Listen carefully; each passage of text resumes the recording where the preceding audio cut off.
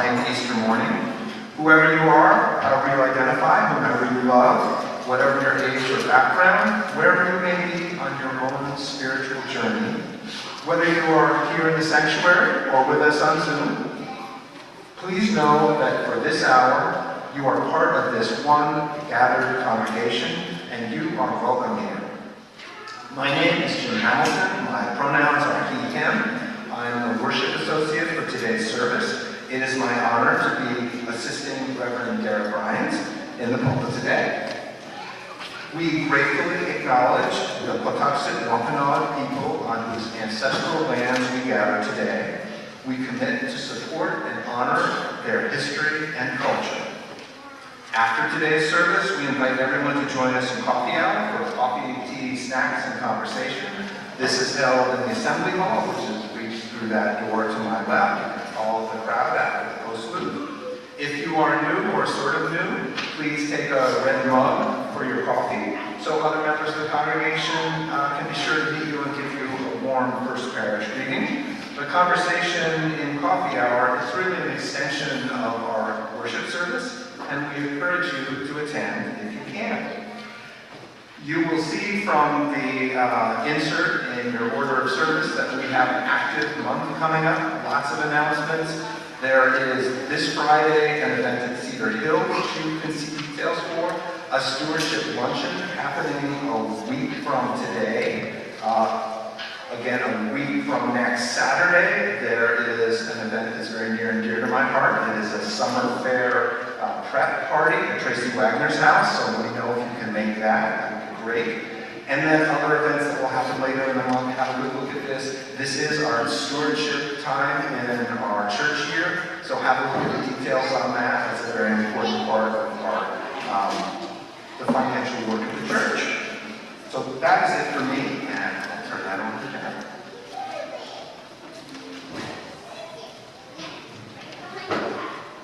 Good morning, everyone, and happy Easter.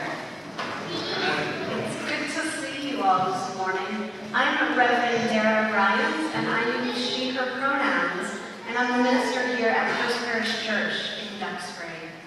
It is so good to be here with all of you, both you who are joining us in our sanctuary and the folks joining us remotely. We're so glad you could be here.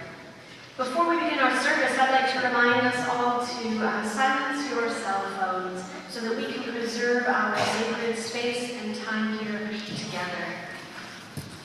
And there was one announcement that I forgot to ask Jim to give. Next Sunday, we have a guest joining me in the pulpit. It's Jamil Adams. He is a spoken word artist and poet, and he is one of the best people I've ever known. He is amazing, so I encourage you all to be here. You will hear about it later and think, I missed out, I should have been there. So do yourself a favor and come next Sunday. So our opening words this morning, Easter Alleluia, come from the UU minister Rachel Hayes. Alleluia. Alleluia to this tricky spring weather, to stories older than any of us, to that confusing empty tomb. Alleluia in every blessing, in every bite, chocolate smeared and sugar high. Alleluia bursting from the earth like tulips in the warming of our hearts, to the love that cannot die, to communities that hold one another in care, to being braver than we knew possible. Alleluia to beauty, to resistance, to sheltering and feeding the stranger, to unexpected joys, to miracles, to disbelief, and to trusting your gut. Alleluia to resistance, to living today and building for tomorrow. Alleluia amidst our fear and grief. Alleluia to love that is stronger than death, to love that is stronger than empire. Alleluia to the love that will never end. Alleluia, alleluia. Our opening hymn this morning is Lo, the Earth Awakes Again, and it has a tune that many of you might recognize because it is from a traditional Easter song. But the words to our hymn were written by Unitarian minister and Reverend Samuel Longfellow, who was the younger brother of the famous poet Henry Wadsworth Longfellow. I invite you to rise in body or in spirit and join in singing Lo, the Earth Awakes Again on our screen. You can find the lyrics and at number 61.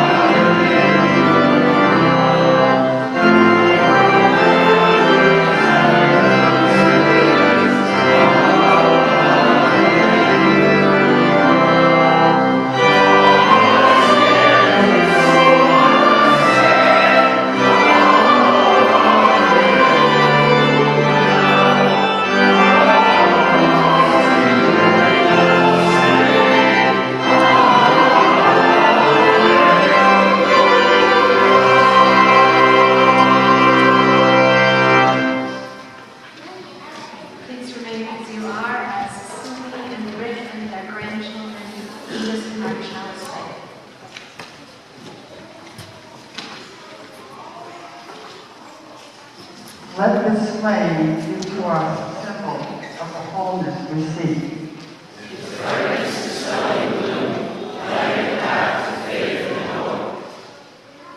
Its brightness dispelling gloom. No, it's glow reminding us of the sacred bonds that link us to all living things.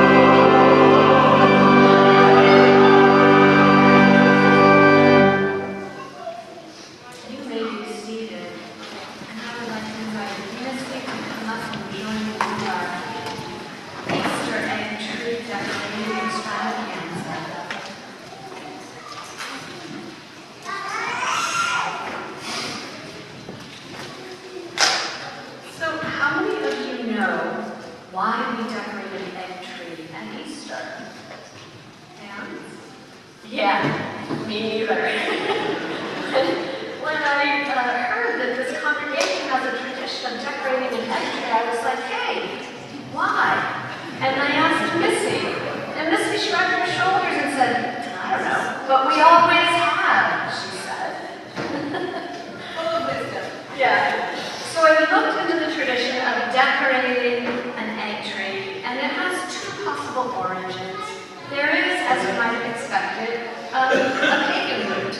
And that pagan root comes from Ostra, the Germanic goddess of dawn, light, and rebirth. And the myth that one was told about her was that the goddess was entertaining a group of children, and she turned a bird into a rabbit. But it was a very special rabbit, because that rabbit could still lay eggs. So decorating eggs became a symbol, and hanging them on a tree became a symbol of spring, of transformation, and of rebirth. And the Christian roots, so on Wikipedia, they have linked an article from The Guardian in 1878, and it said, quote, just so. On that first Easter morning, Jesus came to life and walked out of the tomb and left it, as it were, an empty shell.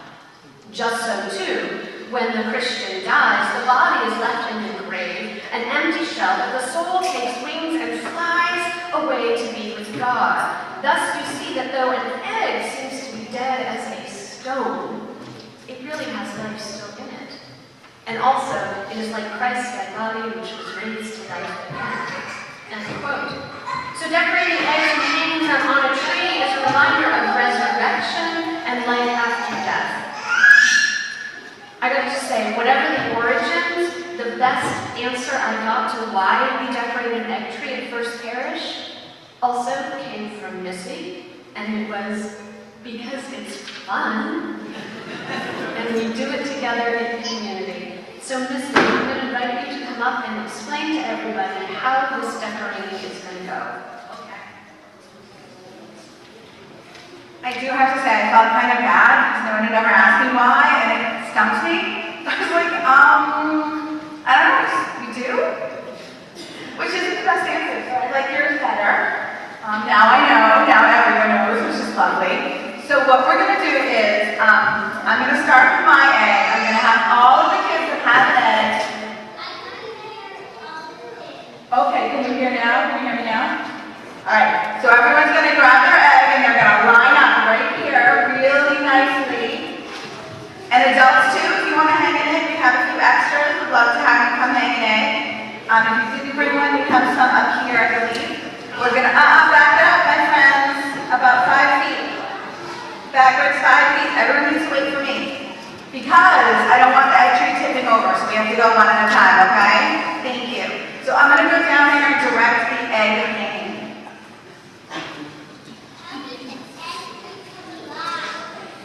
Well, hopefully not today, yeah. Unexpected. If you forgot an egg and would like to hang an egg, we have about 10 left up here. I'll put them over here. I'm hanging more eggs. I know. You're going to hang yours, and then we'll see if there's extras yet. I'm going to hang mine. All right, you want to hang yours up? Okay. We're not going to get up high. We're going to get down. Perfect.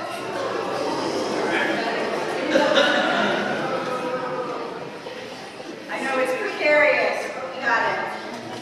Get it up. Perfect. Probably not the best. Thank you, Arlo.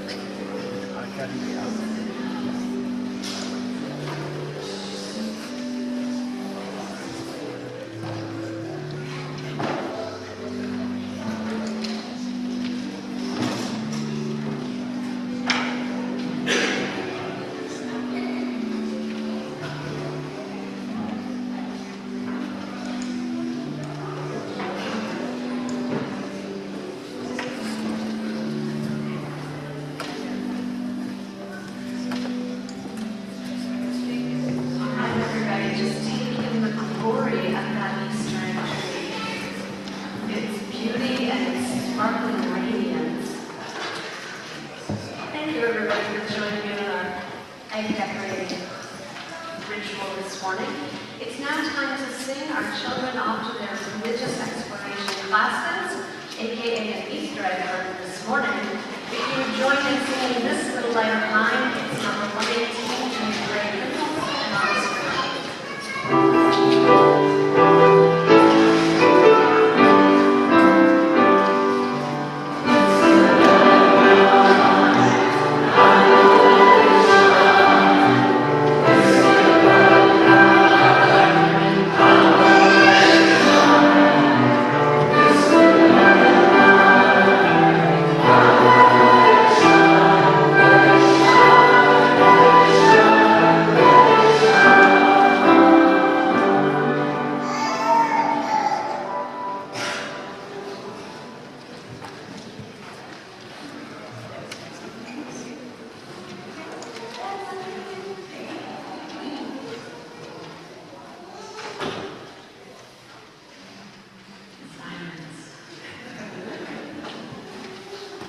As we enter into our time of prayer and meditation this morning, I'd like to remind you that you are welcome to bring whatever your understanding of prayer is, whether it's divine in nature, mystical and magical, or simply well wishes and hopes that you want to send out into the world.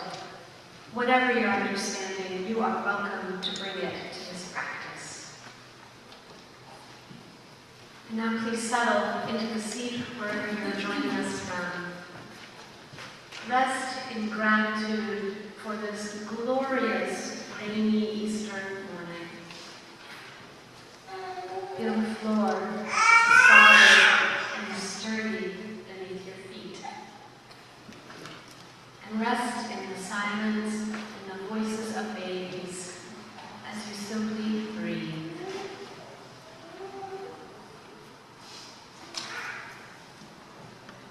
Join me in the spirit of prayer.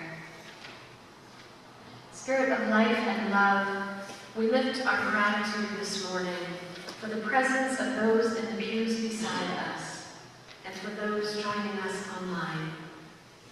We know that there were many places we could have been here this morning, but we who are gathered do so because presence matters. We know that in community, we are saved from loneliness and isolation, and we are profoundly grateful for this gift of presence.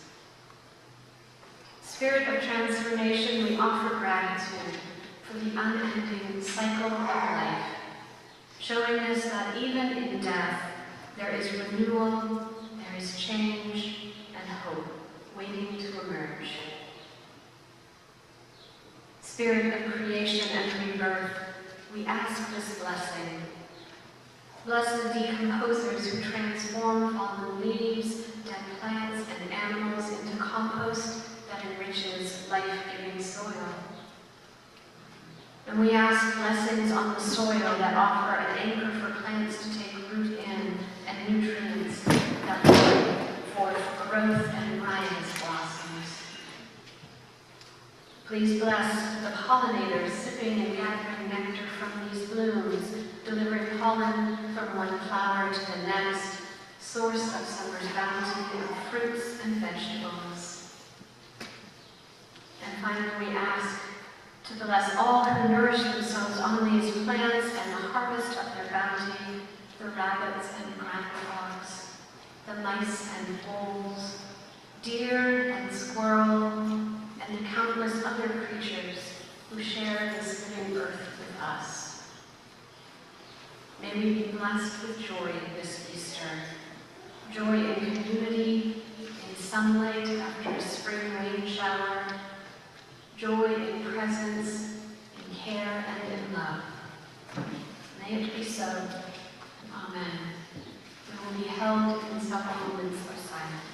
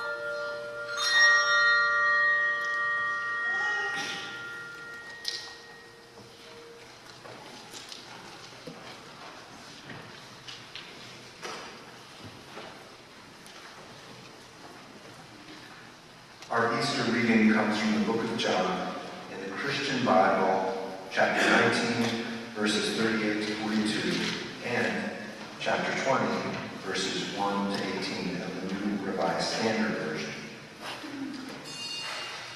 Joseph of Arimathea was a disciple of Jesus, though a secret one because of his fear of the Jewish leaders, asked Pilate to take him away, to let him take away the body of Jesus. Pilate gave him permission, so he came and removed his body. Nicodemus, who had at first come to Jesus by night, also came, bringing a mixture of myrrh and aloes, weighing about 100 pounds. They took the body of Jesus and wrapped it with the spices in linen cloths, according to the burial custom of the Jews. Now there was a garden in the place where he was crucified, and in the garden there was a new tomb in which no one had ever been laid. And so, because it was the Jewish day of preparation, and the tomb was nearby, they laid Jesus there. Early on the first day of the week, while it was still dark, Mary Magdalene came to the tomb and saw that the stone had been removed from the tomb. So she ran and went to Simon Peter and the other disciple, the one whom Jesus loved, and said to them, "They have taken Jesus out of the tomb, and we do not know where they have laid him." Then Peter and the other disciples set out and went toward the tomb. The two were running together, but the other disciple outran Peter and reached the tomb first. He bent down to look in and saw the linen wrappings lying there, but he did not go in. Then Simon Peter came, following him, and went into the tomb. He saw the linen wrappings lying there, and the cloth that had been on Jesus' head, not lying with the linen wrappings, but rolled up in a place by itself. Then the other disciple, who reached the tomb first, also went in, and he saw and believed. For as yet they did not understand the scripture that he must rise from the dead. Then the disciples returned to their homes. But Mary stood weeping outside the tomb. As she wept, she bent over to look into the tomb. And she saw two angels in white, sitting where the body of Jesus had been lying, one at the head and the other at the feet. They said to her, "Woman, why are you weeping?" She said to them, "They have taken away Jesus, and I do not know where they have laid him." When she had said this, she turned around and saw Jesus standing there, but she did not know that it was him. Jesus said to her, "Woman, why are you weeping? Whom are you looking for?" Supposing him to be the gardener, she said to him, "Sir, if you have carried him away, tell me where you have laid him, and I will take him away." Jesus said to her, "Mary." She turned and said to him in Hebrew, "Rabboni," which means teacher. Jesus said to her, "Do not hold on to me, because I have not yet ascended to the Father. But go to my brothers and say to them, I am ascending to my Father and your Father, to my God and your God." Mary Magdalene went and announced to the disciples, "I have seen Jesus," and she told them these things that he had said to her. When it was evening on that day, the first day of the week, and the doors were locked where the disciples were, Jesus came and stood among them and said, "Peace be with you." After he said this, he showed them his hands and his side. Then the disciples rejoiced when they saw him.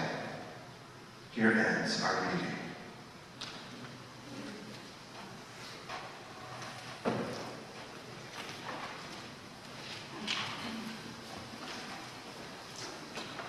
This is a time in our service when we accept the morning's offering. This church has been supported by the talents and treasure of the congregation since its founding in 1632.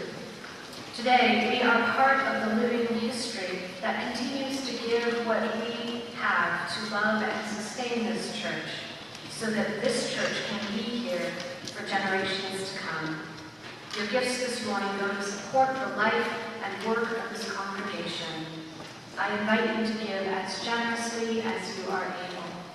And may the ushers please come forward.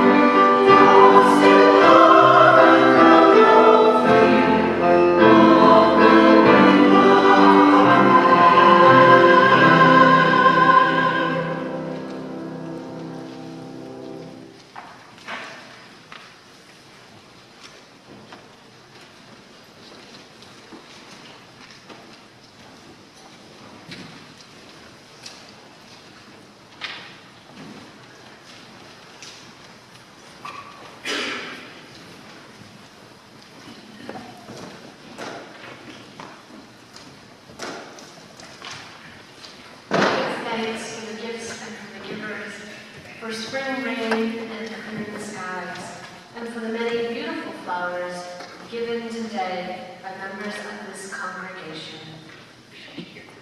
And thank you for the beautiful music today. It is glorious on this Easter Sunday. So, as you all know, today is Easter, and I'm supposed to be talking about resurrection. But something that I've always wondered is, how do we get there? How do we go from the tomb to new life? And our reading this morning brought us back to Friday, known by many Christians as Good Friday. And as I listened to that story that had so many details like there were 100 pounds of spices given to prepare his body, an unused tomb in a garden cemetery, that there were certain people who were present and what their relationship was with Jesus. And we've got all these details, but did you notice what is missing from the story? We go from Good Friday to Easter Sunday, there is a resounding silence about what happens on Saturday. Not a word is written. What happens in that tomb? How do we go from a shroud-wrapped body to resurrection? Think about it. That after giving us all these details about Friday, about the broken bones and the pierced side and the last words, we hear about Pilate deciding who would take possession of the body and the death gifts and all of that, but the time in the tomb is silent. On Sunday, we learn that the tomb is empty and Jesus' body is simply gone. Mary Magdalene weeps. She is deep in her grief and frantic to find his missing body. And after running to get Simon Peter and the disciple whom Jesus loved, they return to the tomb together. The two men, seeing that the tomb is empty and finding the body gone, they're like, oh, and they leave and they go back home. But Mary stays. Mary stays and she weeps outside the tomb, and eventually she looks inside and she sees two angels. And those angels ask her why she's weeping. Startled, she turns, and then she sees the risen Jesus. And here's the odd part. She doesn't recognize him. She doesn't know who he is. It's only when he calls her by name, Mary, he says. And suddenly she knows him, and she says, Rabboni, teacher. And stranger still is that when Jesus goes to the disciples, who were locked away in a room together, locked away because Mary's story frightened them, it was upsetting, it's unbelievable, and they're worried about what had happened to the body. And even scarier was, what if Mary's story was true? So they locked themselves away because they didn't want to confront the changes that her story would bring. But into that locked space, Jesus appears. And they don't know who he is until he shows them his wounds. They only know him by his wounds, from the nail holes in his hands and his feet and the piercing in his side, and the silence of this story of Jesus' crucifixion, his death, and his resurrection. The silence surrounding the tomb cries out for understanding. I don't know about you all, but I'm asking myself, how am I supposed to understand this time in the tomb? Jesus' body is broken, it's wrapped in linen, myrrh and aloe, and he is dead. How does he come to resurrection? And I'm wondering, do we need this time in the tomb to get to resurrection? Dr. Shelley Rambo, a BU professor, BU School of Theology professor, and the director of Trauma and Responsive Congregation Center, she's got a theory about this tomb. She calls it the middle day. And it is the time between death and resurrection. She describes the wound in Jesus' side that wet blood and water. Water being a symbol of life, and blood being a symbol of death. So that within Jesus' body, we have the source of both death and life. Dead and alive in that tomb. So on this middle day, we're in a liminal space, a time in which Jesus is both somehow dead and on his way back to life. And his resurrection, oddly, to me, seems dependent on the witnessing. It was dependent on Mary Magdalene recognizing Jesus and saying, Rabbi. It was dependent on the disciples seeing his wounds and witnessing his transformation from death into life. Because let's be honest, if no one saw him, How do we know he's risen? Anna Bladel, queer chaplain and co-director of The Flesh, a website for spiritual nourishment and collective liberation, writes about this middle day that many Christians call Holy Saturday. She writes, "The call of Holy Saturday is to practice remaining, to remain with pain, to bear witness to wounds. This is the central work of redemption. Witness and witness are practices of new life, practices opening new possibilities, practices of resurrection.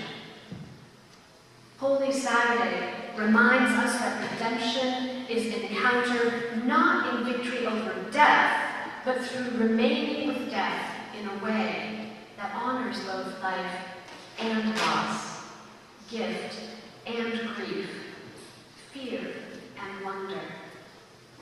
No easy answer, no quick fixes, no superficial platitudes. God meets us in the deep, complicated, and messy ways, and God dwells in deep, complicated, and messy places." End quote. So this middle day is also about remaining. It's about sitting with the pain, the sorrow, and as well as with the joy and wonder. Sitting with it until it seeps into the marrows of our bones and becomes a part of us.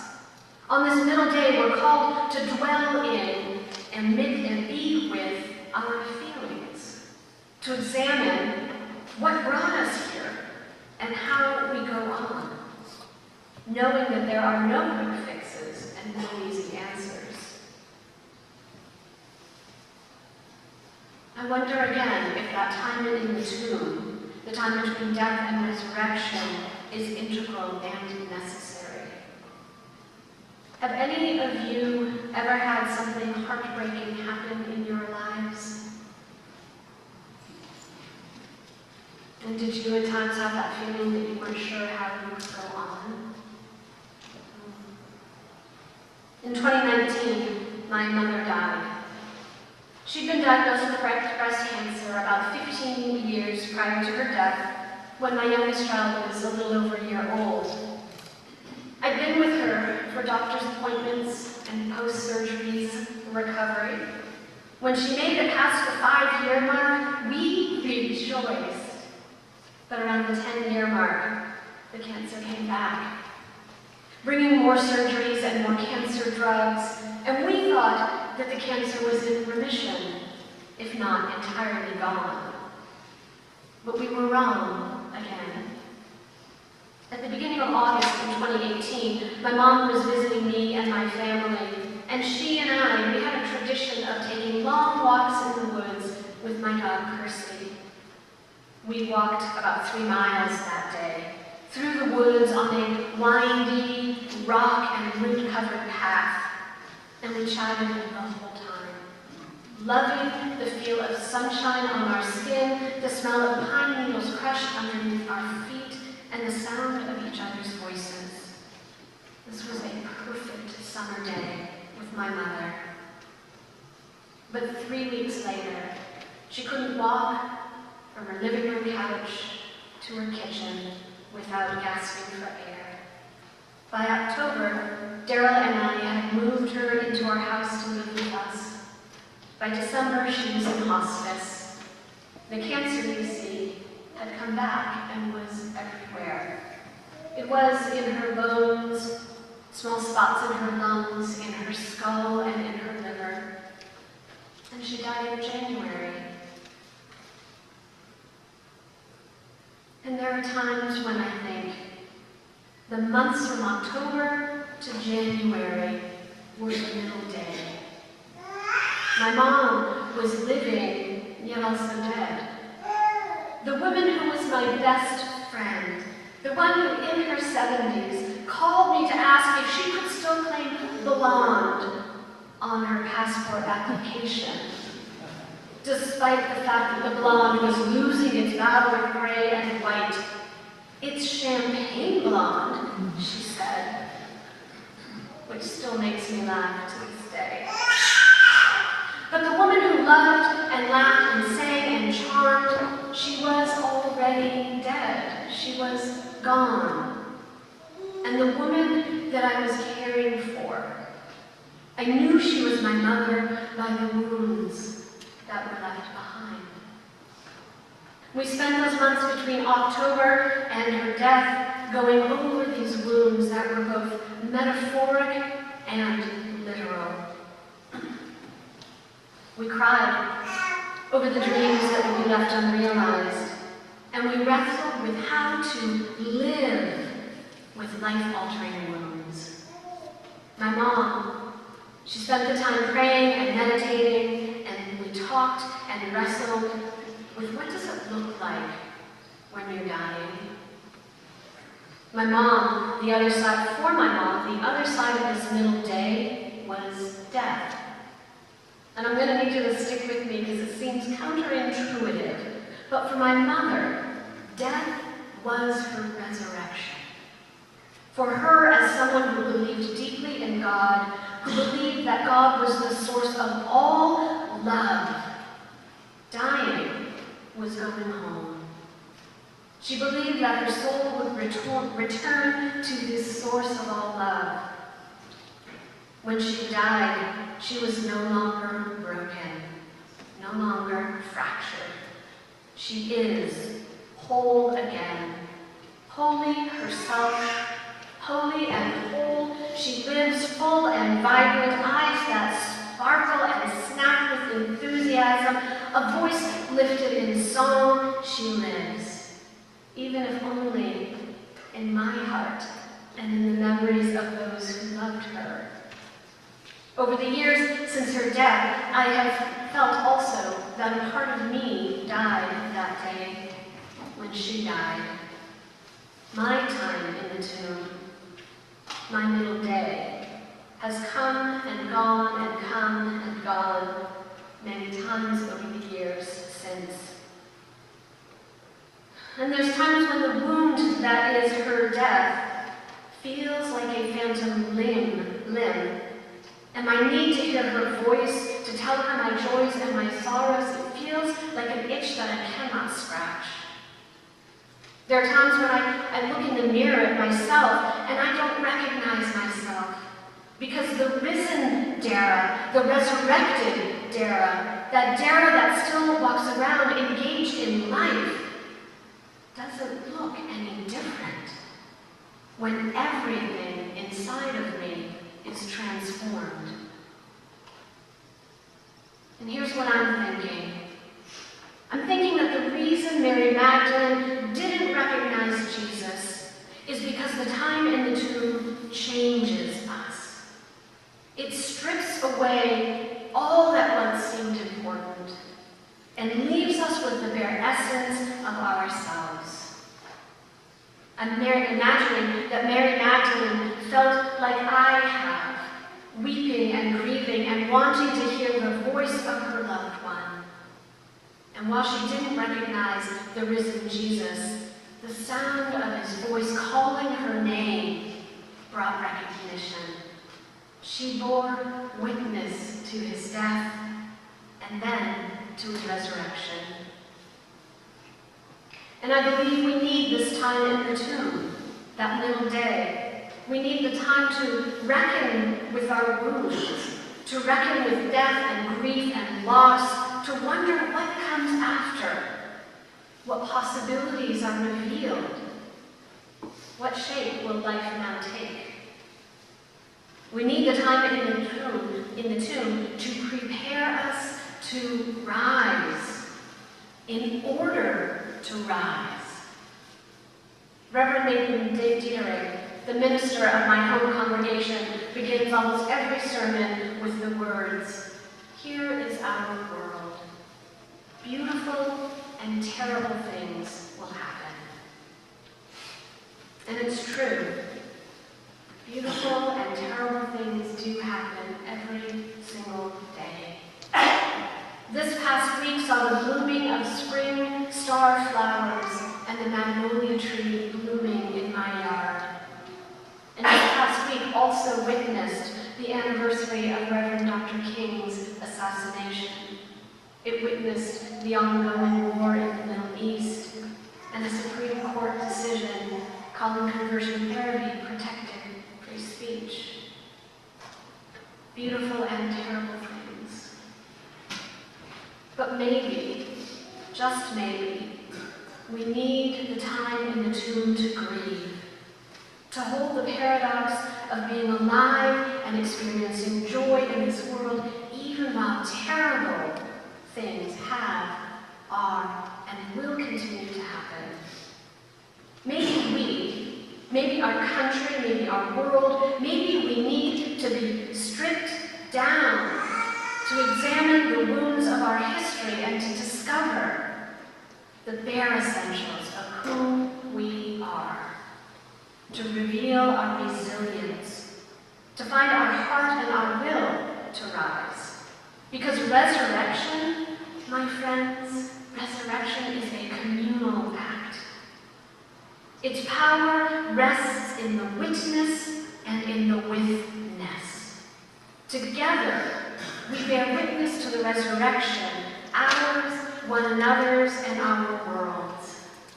The only way we know resurrection has happened, that we are still here and among the living, is because someone else, someone known to us, beloved to us, bears witness to our rising.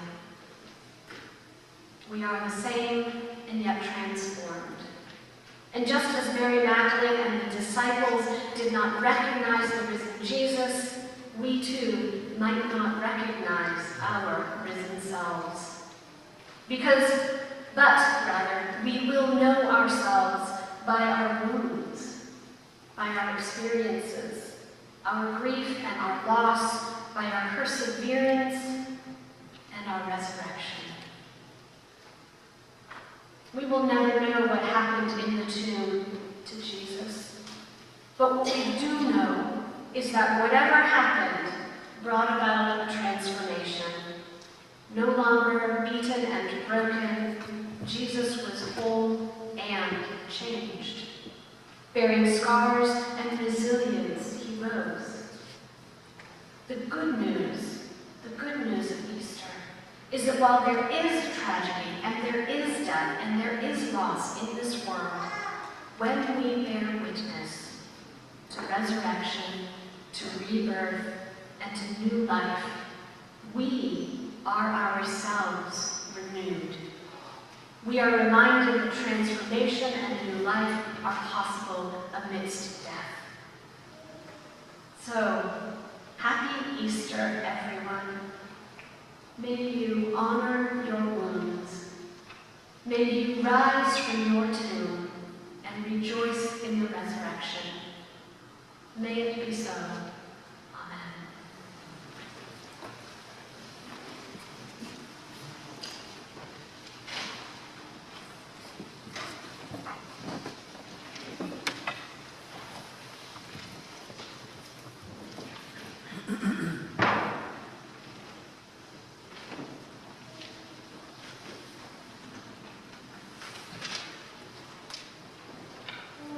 Like morning stars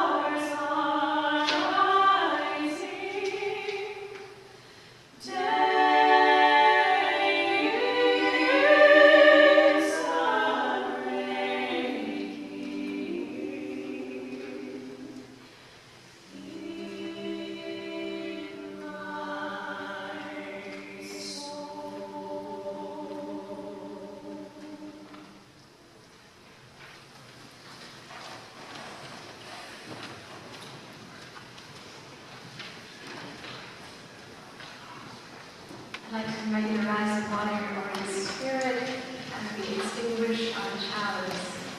Singing Rick will lead us in saying the words that we say in the truth given by the Union Minister, Reverend Sally Jones.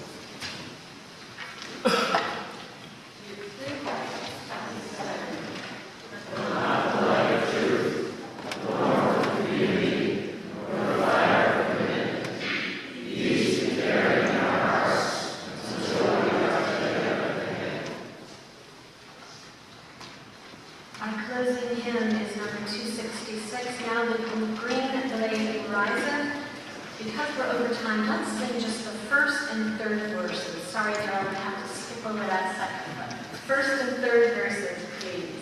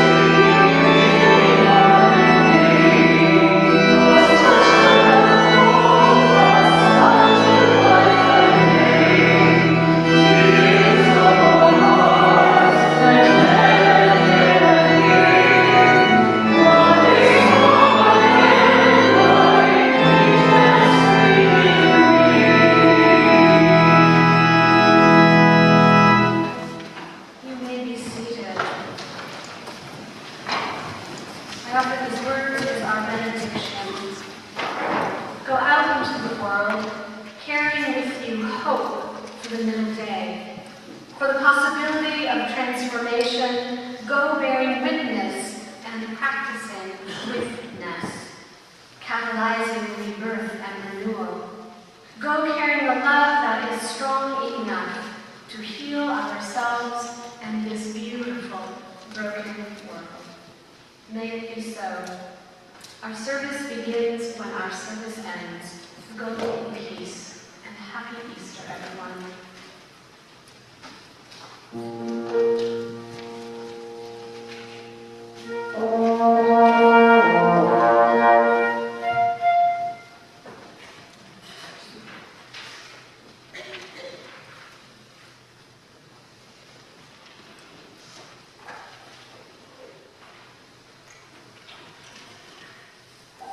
Thank you.